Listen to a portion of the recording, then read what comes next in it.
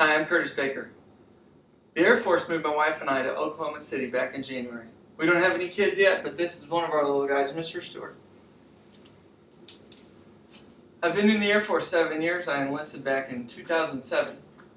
I've been taking classes slowly, and recently I've been really ramping up to be a full-time student while taking one class at a time. So I'll be finishing my sophomore year after this class, actually, and this is my first class at Liberty University. My old school, which will not be named, always provided the textbook in class. You would get a free ebook. So imagine my surprise when I log on 2 days into the course and discover that I need a textbook for my class. I pretty much lost it. I was filled with a ton of anxiety. Here I am online with the school for the third time today because I couldn't log in earlier. And then I see the price of the textbook.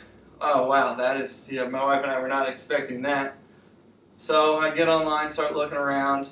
The frustration and anxiety are totally building. So I decide, okay, we're just going to walk down to this used bookstore by the community college, take the dogs for a walk. It'll be good for everybody, good for me especially.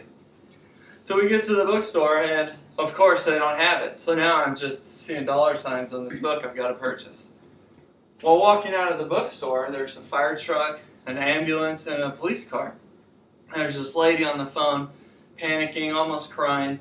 She had locked her keys in the car with the baby in the car as well. Now I don't know whether that's like a crime, but that, as a mother, that is a rough place to be. So of the 2 days that we're having so far, which one of us do you think needed prayer?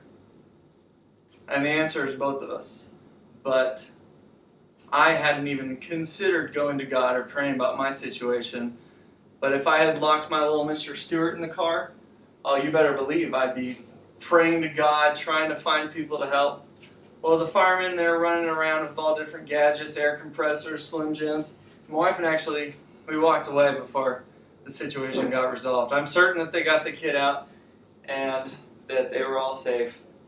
But it was a big lesson for me today. And I can sum it up in one statement, that how big does the situation have to be in order for me to pray about it? When it's something little about construction on the freeway on the way to work, I've got to take a detour, or I'm in a class and don't have a textbook, both those situations until today would have not resulted in me reaching out to prayer. So, while that event did just happen today, I've really found a way to apply it to the question asked during this assignment. One thing I do remember from small groups and things like that was that God will often give us the same test over and over until we pass it the right way. Well, until we pass it and learn the lesson. Today, I was able to articulate the lesson that I was supposed to learn, and hopefully I can use this to actually learn it so that God and I can move on to the next test for me. Thank you very much.